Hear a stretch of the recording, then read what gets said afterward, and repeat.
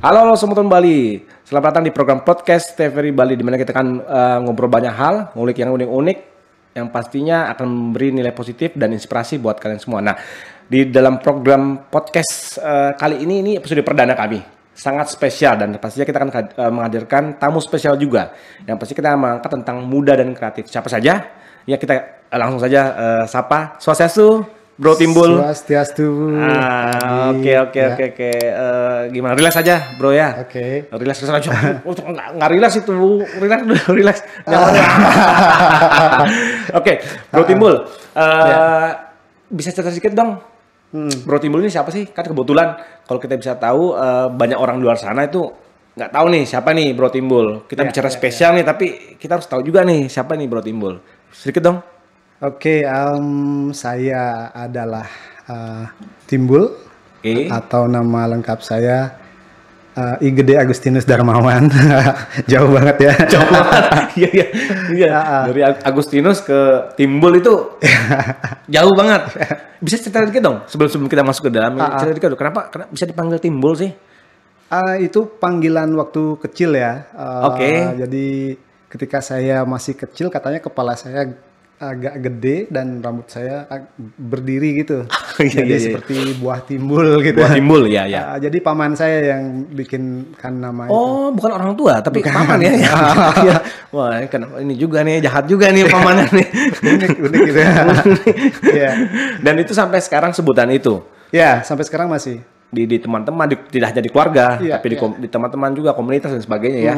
Bahkan kalau teman-teman itu taunya nama saya Timbul itu. Nggak tahu nama asli saya. Kebanyakan gitu? Ya. Tapi siapa yang pertama kali untuk mempublis, maksudnya dalam arti, kalau kenalan sama orang kan, nama saya Timbul. Iya. Gitu? Saya. Langsung sendiri. Langsung. Wah, langsung. Jadi nama asli sendiri itu pun jarang mungkin orang tahu ya. Jarang, paling Agus Timbul ya, Agus Timbul gitu. Agus Timbul dipanggil ya. Iya. Oke. Lanjut lagi Bro Timbul. Oke. Perkenalannya. Saya kebetulan bergerak di bidang seni. Oke, seni. Ya, bisa dibilang seni lah.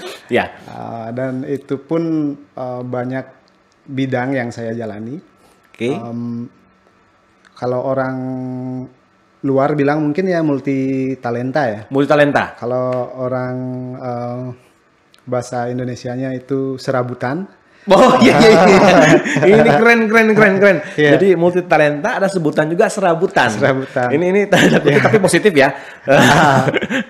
Ada juga bahasa Balinya itu. Apa nih bahasa Balinya? Dibilang melik katanya. Melik. Oke. Ya. Ini menjadi kamus perbendaharaan baru buat saya. Oke. Kalau kita bisa bilang berarti Bro Timbul ini seorang seniman.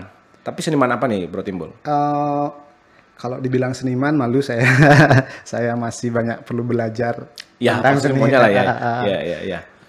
Kalau saya kebetulan di bidang mural itu juga lukis konvensional kayak kanvas, dan juga saya mendalami warna alami. Itu warna dari bahan dedaunan dan kulit kayu. Begitu juga kalau di rumah, kalau di Banjar itu saya juga membuat ogoh-ogoh seperti kepala yang saya bawa ini, kepala ogoh-ogoh ini. Oke, jadi sobat-sobat luar sana mungkin bisa menarik nih. Ini adalah hasil karya dari Bro Timbul. Jadi ogoh-ogoh ini memang luar biasa banget. Coba kita lihat ini dari desainnya. Ini udah lama nih Bro Timbul. Ini tahun 2017, Pak. Waktu ikut festival atau ogoh-ogoh itu atau gimana? Kebetulan saya kolaborasi dengan STT Acarya Perkasa namanya di Banjar sana. Itu kami ikut lomba di Kabupaten Badung. Terus kebetulan menjadi juara 1. Oh, luar biasa banget, keren. Pertama kali lomba di Kabupaten Badung. Pertama kali langsung dapat juara ya? Kebetulan. Mantap bro. Tapi ini berapa orang yang bergabung dalam pembuatan project ogoh-ogoh ini? Ini kita ada tim. Ada tim ya? Ada bagian-bagiannya di STT itu nanti yang membantu. Dan ini menarik nih, kalau ogoh-ogoh ini kita bisa dibilang 90% bahan alami kita pakai. Bahan alami? Ya. Semuanya bahan alami ya? Mulai dari rangka. Dari rangkanya? Rangka itu bambu semua. Oke. Jadi kita adopsi struktur Badenya, oke. Untuk orang Aben Bali itu. Ya. Struktur kuno itu kita adaptasi ke sini. Aplikasi ke sini. Okay. Terus rangka itu bambu, terus ulat-ulatan untuk bodinya itu juga bambu, talinya juga tali bambu. Terus kertas ini kita pakai kertas daur ulang. Itu maksudnya kertas daur ulang itu kertas bekas semen itu. Kulit semen. Terus lemnya juga lem kanji. Dan warnanya warna alami. Warna alami. Jadi semuanya adalah mungkin 99% ya. Pure menggunakan bahan-bahan alami. Prosesnya berapa lama pembuatan ogogo ini?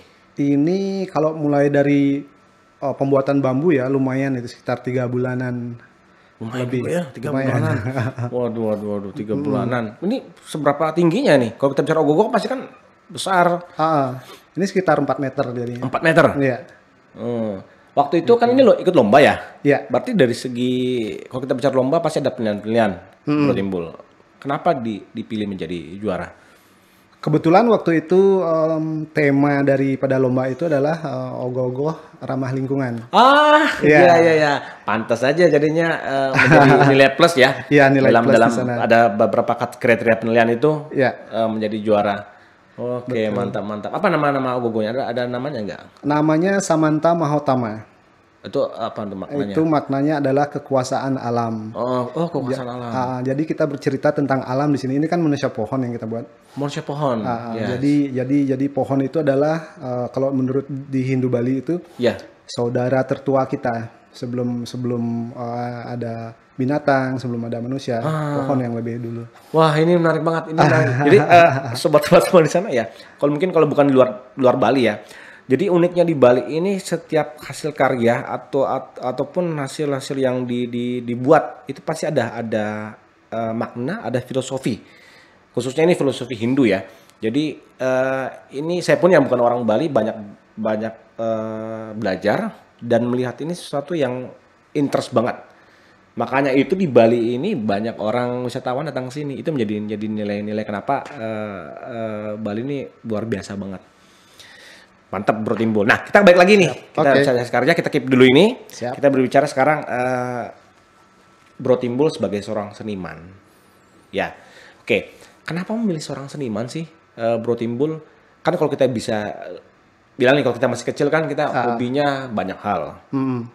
Ada yang mau jadi pemimpin negara, ada yang mau jadi dokter, mau jadi jadi seorang jenderal, tentara, polisi dan sebagainya, pilot dan ini.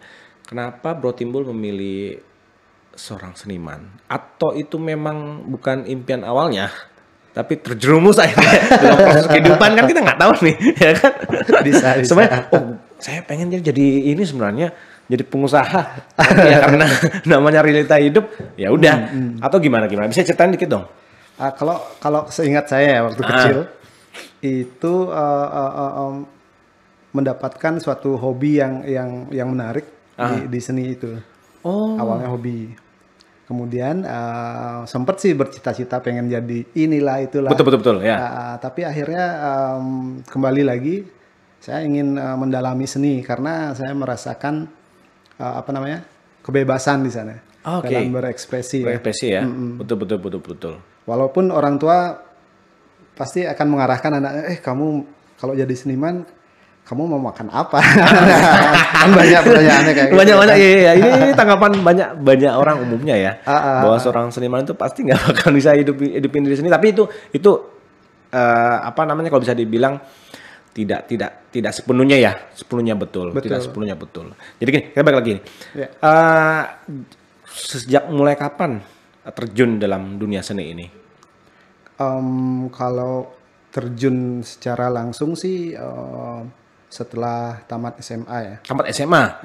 Setelah ke ISI, saya sempat ke ISI. Oh, baru masuk ke pendidikan tinggi di ISI, baru mulai berekspor bakatnya Betul, sendiri ya. Tapi kalau dalam sebelumnya itu, waktu masa kecil, ini maaf ya, kedua orang tua memang mempunyai darah seni. Kalau bapak saya itu punya kemampuan itu di seni tari. Tari dan gamelan juga. Oh, iya. Jadi ketertarikan itu memang sudah tercipta ya di lingkungan keluarga. Betul. Karena orang tua jadi juga ada vibrasi. betul, ada vibrasinya. Kalau kita bisa bilang memang kayak saya ini, walaupun saya senang ya juga coret-coret lah dikit-dikit, tapi kalau memang tidak ada yang memberikan inspirasi ya, itu juga agak susah. Memang kita harus, jadi kalau bisa bilang bakat, kerja keras dan inspirasi itu sangat penting banget. Tiga poin utama dalam kita mencapai sesuatu yang kita target dalam hidup ini. Oke, lanjut Bro Timbul. Jadi sejak kecil sudah ada namanya keinginan untuk ke arah sana ya, ke dunia seni. Terus setelah pendidikan SMA baru mulai serius lah ya untuk menekuni bidang seni tersebutnya. Betul. Jadi waktu SMA itu sudah mulai belajar mencoret tembok sendiri. ini yang kerennya adalah mencoret tembok sendiri. Itu harus benar-benar diadopsi. Sobat di sana jangan buat vandalisme di jalan. Kalau bisa di rumah sendiri aja coret-coret. Tapi ya pastinya kena hukum orang tua ya. Iya, karena waktu itu kertas kita habis ya kita coba merambah tembok ya kan. Merambah tembok. Sempat dicap gini lucunya dulu, sempat dicap orang gila sama orang tua. Ini kenapa aku bisa dicap orang gila? Iya, karena menurut mereka seni itu identik dengan orang gila ya. Jadi tembok udah mulus, kita coret-coret. Iya. Tapi setelah melihat sosok sekarang Bro Timbul, mereka cukup pasti bangga orang tua ya. Iya. Semoga ya. Karena mereka sudah tidak ada keduanya. Aduh, maaf nih. Tidak apa-apa. Tapi nggak apa-apa lah, di sana kan pasti ada kebanggaan lah. Saya kalau bisa bilang bahwa sudah menjadi hal seperti ini. Kalau bisa, kita balik lagi. Kalau kita bicara gila juga menarik. Tapi gila itu secara positif sih. Kalau saya pikirkan bahwa tidak semuanya itu dalam dunia seni itu sebenarnya gini, Bro Timbul. Ya. Orang seni cuma gila sebenarnya. Kalau normal itu nggak mungkin dia akan membuat suatu karya. Iya. Beneran? Bener. Karena kan kita butuh imajinasi, menghayal. Itu kalau kita bilang tuh orang gila sebenarnya. Kalau ya punya dunia sendiri. Dunia sendiri dia. Itu nggak mungkin kita tercipta atau membuat suatu karya kalau nggak ada proses seperti itunya. Iya. Nah, dalam perjalanan itunya orang tua kapan setelah masuk ke dalam ini masih ada orang tua? Yang duluan meninggal adalah bapak saya. Itu setelah saya tamat D1 ya. Diploma 1 ya. Sempat diploma 1. Terus ibu saya baru 2019 kemarin. Baru banget Bro Timbul ya. Iya, itu. Ada pesan-pesan buat Bro Timbul saat itu ketika orang tua ini? Untuk pesan khusus sih ya enggak ya, cuma ya pastilah orang tua mendidik untuk menjadi mandiri, bertanggung jawab ya kan. Apapun pilihanmu ya kamu harus bertanggung jawab ya kan. Dan itu diimplementasikan dalam kehidupan saya sekarang ya. Betul. Jadi saya sudah basah di dunia seni ya harus totalitas ya kan. Betul, totalitas. Pasti banget. Nah, kita lanjut lagi ya. Tentang seninya. Seni pertama kan kalau tadi Bro Timbul cerita itu Bro Timbul awalnya di media kanvas. Ya. Terus akhirnya kan sekarang ke dalam dunia mural. Kebanyakan sekarang ya. Kebanyakan di mural. Ke mural. Itu kenapa ada pergeseran dari ke kanvas ke mural? Ada sesuatu hal yang membuat Bro Timbul akhirnya berubah atau bergeser. Kalau kita bisa masih enggak sebenarnya secara penuh ya, karena tetap saja ada aplikasi coret-coretan muretan. Betul. Nah, itu kenapa? Bisa dijelasin nggak? Kalau menurut saya pribadi ya, itu tantangannya lebih besar kalau di mural. Jadi karena kita medianya besar, setelah itu kan kita juga di luar ruangan. itu tantangannya dengan alam ya kan. Entah itu panas, entah itu hujan. Jadi itu tantangannya untuk menaklukkan satu tembok itu. Bagaimana caranya? Bagaimana caranya nih ya? Iya loh, panas, belum lagi hujan kan. Waduh, sudah setengah jalan proses pengerjaan, tiba-tiba hujan kan. Nah, itu yang menjadi dasar akhirnya memilih mural ya. Betul. Karena tantangan, challenging-nya yang betul-betul ini. Terus sudah berapa banyak hasil karya yang dibuat oleh Bro Timbul? Kalau untuk seberapa banyak, nggak sempat ngitung. Banyak banget nih. Kalau udah tidak terhitung itu berarti banyak. Adalah tapi banyak. Luar biasa memang. Jadi kalau kita bisa bilang itu, oke, kita bicara nih. Kalau bicara hasil karya kan butuh suatu proses. Kalau orang seni itu kan pasti dia butuh sendiri dulu nih, butuh mikirin nih, butuh ada imajinasi, butuh ngebayangin satu hal yang akan diproyeksikan dalam suatu proyeknya yang akan dia buat, desainnya, konsep dan sebagainya. Itu seperti itu ya? Betul. Jadi kita menyesuaikan tema dulu. Setelah itu membuat konsep, baru terjun desain, baru aplikasi di sana. Langsung dikerjakan ya. Kalau pengerjaan sendiri tuh banyak juga. Seperti apa sih contohnya sampling project-project yang sendiri? Kan kita bicarakan tadi Bro Timbul bilang kayak Ogogo kan tim. Mungkin ada yang beberapa hal, ada yang juga yang tim project. Tapi kalau yang sendiri yang di hasil karya yang dibuat oleh Bro Timbul, kalau yang ada yang lukis apa yang di baju itu? Iya. Kemarin sempat saya mencoba melukis di kaos itu menggunakan warna alami. Jadi itu nggak bisa rame-rame karena medianya kecil ya. Sendiri. Kebetulan saya nggak bawa gini contohnya. Gak apa-apa Bro Timbul. Jadi kalau sobat-sobat semuanya yang pengen tahu tentang hasil karyanya, siapa sih sebenarnya lebih dalam lagi, Bro Timbulnya bisa langsung ke Instagramnya. Instagramnya apa Bro Timbul? Tolong ini promoin aja. Instagram saya Agustinus Timbul. Timbulnya double O. DOOL. Timbul gitu ya. Mantap. Agus. Jadi sobat-sobat semuanya bisa langsung ngecek profilnya Bro Timbul ini di Agustinus Timbul @AgustinusTimbul di Instagram ya. Jadi semuanya itu bisa kelihatan jelas lah. Project hasil karyanya, ngapain aja, ada jongkar balik tentang mural itu ada di sana semuanya. Kegilaannya dalam seni mural. Ini yang menariknya Bro Timbul adalah menggunakan bahan alami. Betul. Dari tadi Bro Timbul jelasin ini Ogogo ini bahan alami. Dalam setiap hasil karyanya Bro Timbul juga menggunakan bahan alami. Kenapa memilih bahan alami Bro Timbul? Karena waktu pertama kali tertarik untuk warna alami itu, kita melihat dampak dari bahan-bahan yang kita pakai. Contoh di Ogogo mungkin pakai styrofoam itu kan berbahaya untuk kesehatan dan juga lingkungan itu limbahnya. Betul. Dan juga menggunakan cat minyak dan sebagainya itu polusinya juga kan lumayan itu. Jadi di sana saya mulai tertarik untuk mempelajari apa sih tentang alami ini, tentang bahan-bahan ini, sampai ke warna alami itu sendiri akhirnya. Itu sekitar tahun 2005 mulai tercetus ide itu dan mulai mempelajari itu. Dari mana awalnya Bro Timbul mendapatkan ide menggunakan bahan alami? Itu ide awal saya melihat karya-karya lukisan orang Bali zaman dulu, yaitu lukisan kamasan. Lukisan Gianyar ya? Ya. Itu lukisan kamasan. Terus ada wayang, ada barong dulu yang menggunakan warna alami. Itu jadinya muncul ketertarikan saya untuk mempelajari itu.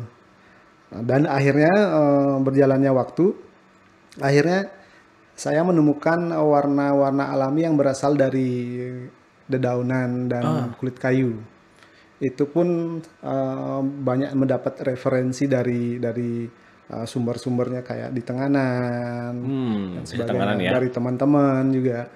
bahkan dari teman-teman di luar Bali. Luar Bali juga ya? Ya, ya. Memberikan banyak juga masukan, input juga dalam dengan penggunaan bahan-bahan alien tersebut. Ya, ya. Oke, kalau kita bisa bilang kan Bro Timbul ini seorang seniman yang cukup juga berhasil. Kalau saya ya, saya loh, orang lain loh ya, orang lain loh. Kan kalau kita bicara sukses kan orang lain yang menilai kan. Ya, kalau saya bilang sukses. Sukses dalam arti apa? Karena kan sudah membuat hasil karya itu bisa dinikmati banyak orang. Itu poin-poin yang pertama. Ketika orang sudah memberikan apresiasi itu sudah berhasil. Sudah berhasil. Oke. Itu kan pasti sudah ada progres, ada pendidikan untuk mencapai itu semuanya. Selain pendidikannya diisi, selain juga ada bakat. Itu tadi kalau kita bilang banyak workshop yang dilakoni diikuti oleh Bro Timbul. Iya. Ada beberapa workshop yang saya pernah ikuti dan juga sempat menjadi narasumber juga. Oke. Untuk warna alami. Untuk warna alami ini ya.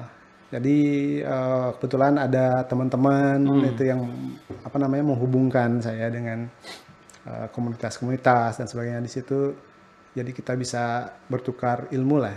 Misalnya. Betul ya. Karena namanya knowledge itu tidak hanya diri sendiri. Ketika itu kita bertukar pikiran, sharing itu menjadi kualitasnya lebih bagus. Betul. Nah, komunitas.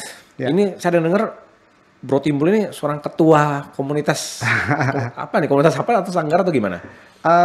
Kalau saya sendiri sebagai salah satu anggota komunitas jamur itu awalnya. Jamur ya? Jamur itu komunitas jamur apa nih? Bergerak di bidang apa tuh? Komunitas jamur itu adalah komunitas street art. Street art, oke.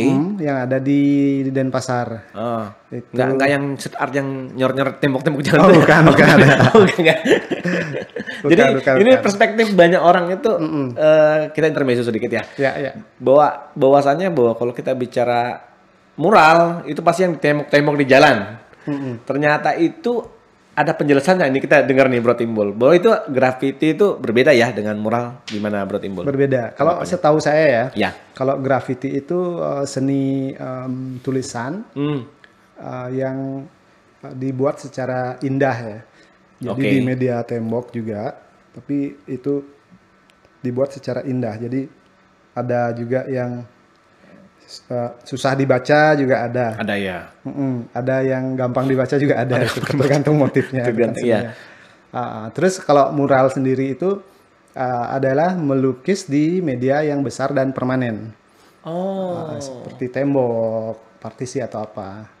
Sebenarnya hampir kalau saya secara umum, perspektif umum ya, mirip-mirip sebenarnya. Kalau lebih menohok maksudnya yang memberikan perbedaan yang ini apa sih antara mural dan graffiti itu? Kalau graffiti itu kan tulisan tadi ya. Dia tulisan. Kalau mural itu bisa bentuk wajah, bentuk apa saja gitu. Ya. Apa saja ya. Apa saja. Oke. Dan kebanyakan kalau mural itu menitipkan pesan biasanya. Oh, ada pesan juga ya di situ ya? Iya. Itu tujuannya awalnya. Tujuannya ya.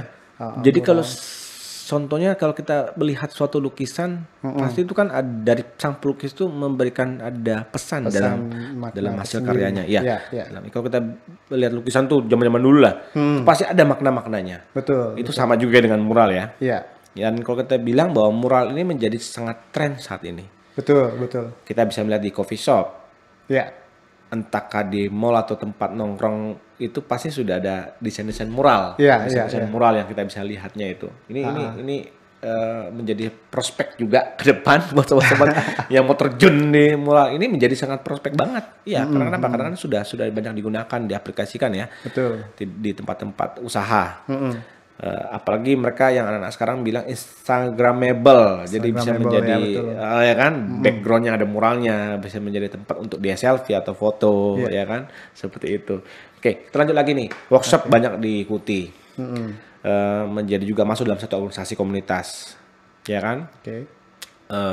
Selain itunya sempat juga bentuk berbagi sharing ilmunya, apakah juga mengajar? Kebetulan saya menjadi ketua di Sanggar Seni Rupa Sabakuka namanya. Oke. Itu ada di Penarungan. Di Penarungan. Tepatnya di rumah saya. Oh, langsung di rumahnya sendiri. Ini pinter. Jadi nggak perlu kemana-mana, langsung di rumahnya aja. Bisa langsung main ngopi. Ngopi santai. Kayaknya kita nanti akan main-main nih tim TVRI datang. Sambil nyabut rumput bisa juga. Oh iya, rumput. Untuk bahan alami muralnya. Kembali lagi nih, Bro Timbul. Kalau kita bicara bahan alami itu kan, itu susah-susah, gampang nggak sih dapetin bahan alami tersebut untuk seni mural? Kalau begini ya, kalau di mural saya belum menggunakan warna alami. Belum ya? Untuk di mana? Karena masih mempelajari untuk ketahanan. Masih proses ya. Masih prosesnya untuk sampai secara full penggunaan bahan alami ya. Iya. Okay. Semoga bisa ya nanti. Harus dong jadi pionir Bro Timbul. Kenapa? Bahwa kita sekarang eranya kan udah banyak banget modern, polusi dan sebagainya. Manusia itu akan rentan banget. Kita bicara pandemi lah. Iya benar. Kita ini sudah mulai tubuh kita rentan dengan hal-hal yang berbau.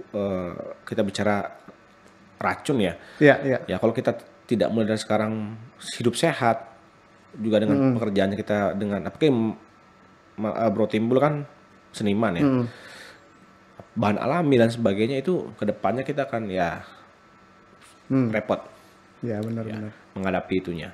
Oke, kita bicara pandemi nih Bro Timbul. Kemarin pas pandemi itu gimana? Diam di rumah juga, stop juga aktivitas ya? Atau masih juga? Kan online bisa. Online bisa. Ya, jadi waktu itu waktu pandemi sih kita nggak bisa kemana-mana ya. Betul. Jadi ya kebanyakan di rumah aja. Jadi saya kembali lagi ke kanvas. Bermain ke kanvas. Entah apa yang bisa saya mainkan di rumah. Oke. Selain beberapa hasil karya kanvas, ogo-ogo, tadi yang melukis di kaos, hasil karya lain apa yang sudah pernah di Bro Timbul buat, ciptakan?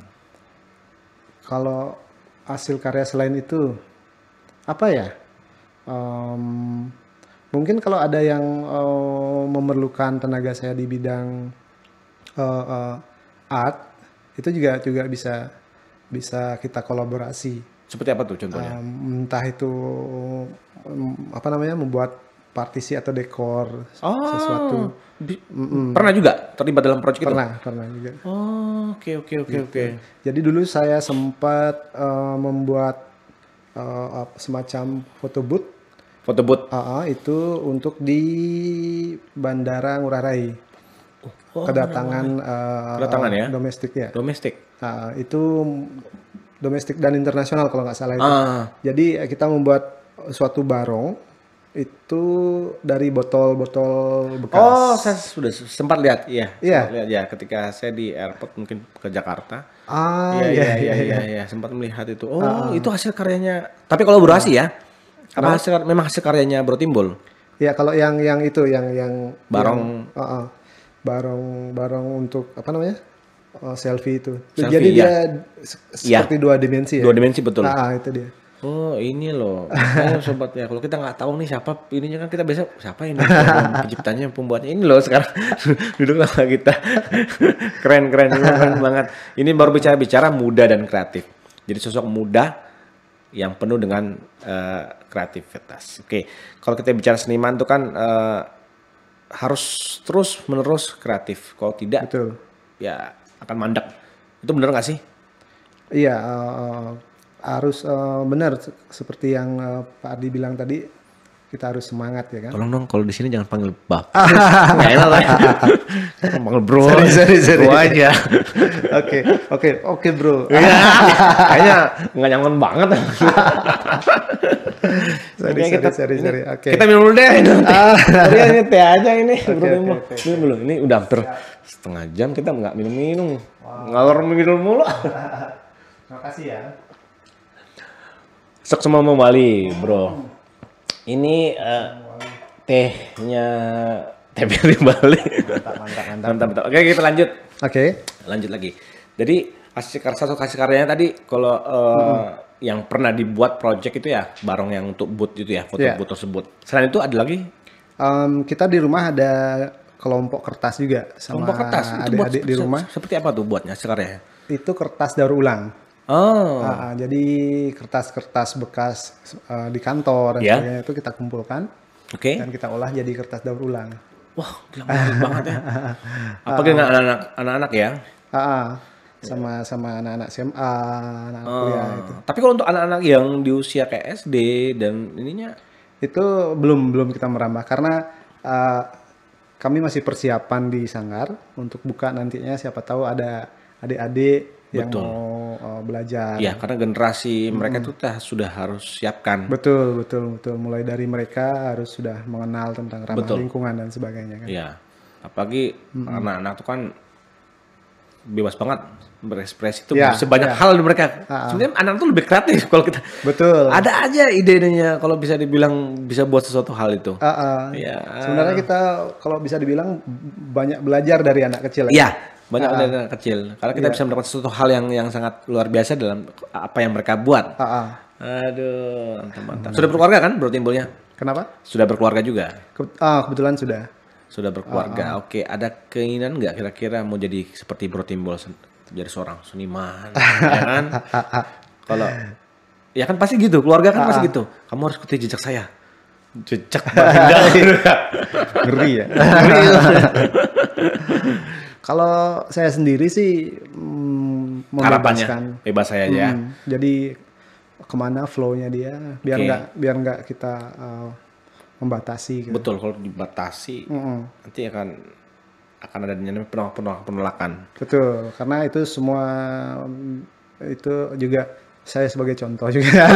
Sudah contohnya, jadi nggak mau seperti itu lagi. Maksudnya dalam arti secara ininya pembatasan itu ya. Kalau pembatasan memang apalagi orang kreatif nggak bisa dibatasin, beneran nggak bisa dibatasin. Itu udah pasti banget. Karena dia nggak akan bebas berekspresi, mengekspor bakatnya, talentnya dan sebagainya. Oke, Bro Timbul, ini kita masuk dalam sesi challenging. Oke, saya akan challenge Bro Timbul untuk memilih 2 opsi. Waduh, berat. 2 option. Jadi ada option untuk terus harus dipilih, harus dipilih dan dijelaskan secara sejujurnya. Oke. Jadi ada 2 opsi nih. Kalau kita bicara seniman itu kan pasti ada 2 hal, materi dengan kepuasan. Ya kan tadi kita sudah sempat singgung nih di awal-awal kita ngobrol-ngobrol itu. Kalau dari antara 2 pilihan ini, option ini, Bro Timbul milih yang mana?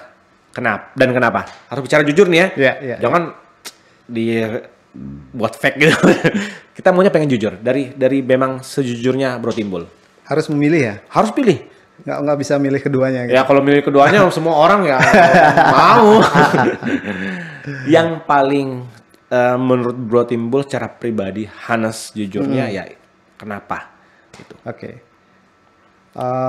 Untuk saya pribadi pilih yang untuk saat ini. Oke, wah pinter juga nih. Saat ini lah dia bilang. Pinter saat ini ya. Betul. Karena kita juga harus melihat ya kan perspektif kita itu. Untuk saat ini saya memilih yang nomor 2. Nggak ada nomor nih. Nggak mau nih jemputin ininya. Pinter. Padahal kan pilih 1 materi. Ada materi dengan kepuasan. Oh kebalik berarti saya tadi. Sorry. Kayak nggak mau yang mana? Untuk saat ini saya memilih mengumpulkan materi. Oke. Kenapa? Karena ya ini ada karenanya ini lah. Ya. Karena saya adalah seorang kepala keluarga yang harus menanggung keluarga. Betul. Kita bicara realita. Ya betul. Karena mau nggak mau ya kita nggak ada bulanan tetap ya kan, maaf. Betul. Jadi sedih ceritanya. Jangan dong. Ini jadi curhat. Saya sedih nanti sedih jadinya. Tapi ya jujur mau nggak mau harus seperti itu. Walaupun kalau bicara dari sisi seni ya idealis pasti, karena kepuasan itu sungguh beda. Jadi saya juga pengen menambahkan.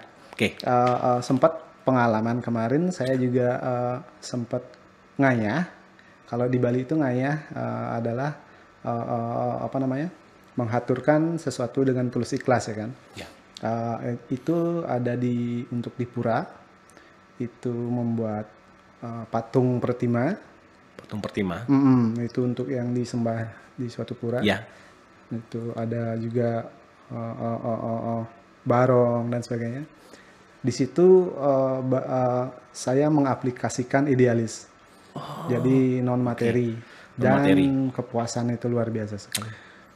Itu didapat di situ ya. Betul. Tapi kalau kita bicara seni, memang tidak bisa dipungkiri oleh hal yang namanya idealisme.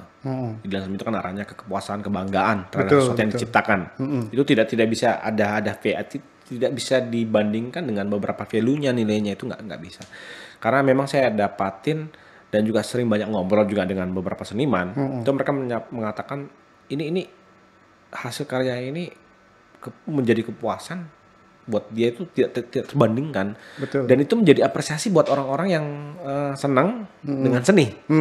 Itu menjadi nilai-nilai. Kalau di umum sih mungkin apaan sih ini cuma gini doang kan mungkin dipikir gitu ya. Tapi kalau orang yang senang, yang tahu juga secara knowledge dan sebagainya, itu pasti akan memberikan apresiasi yang sangat tinggi terhadap hasil karya seorang seniman. Tuh. Tapi kalau kita juga harus sangat penting harus berbicara juga dengan realita. Betul. Kehidupan tadi kayak Bro Timbul sampaikan ya, sebagai seorang kepala keluarga juga sudah sepatutnya ya. Memang sih dalam hati agak gede-gede juga ya, ini sebenarnya nggak mau nih, cuman ya memang kita bicara realita. Itu sangat-sangat juga memenuhi unsurnya, tapi harus sejalan sih kalau bisa sepatutnya harus sejalan juga. Iya. Jadi materi ada, kepuasan juga ada. Betul. Itu kan lebih perfect ya. Kalau bisa kalau bisa seperti tadi harus lah ya, nggak pun sama-sama balance, tapi maksudnya hampir mendekatinya. Betul. Oke, terakhir nih Bro Timbul, kita udah capek ngobrol terus nih. Harapan buat generasi yang berikutnya, mungkin yang tertarik atau di luar sana yang baru saja mau terjun seperti Bro Timbul menjadi seorang seniman, khususnya mungkin seniman mural ya, atau mungkin seorang seniman lah kalau kita bilang, ada mungkin tips-tipsnya atau triknya atau mungkin yang memberikan motivasi buat mereka. Silakan Bro Timbul.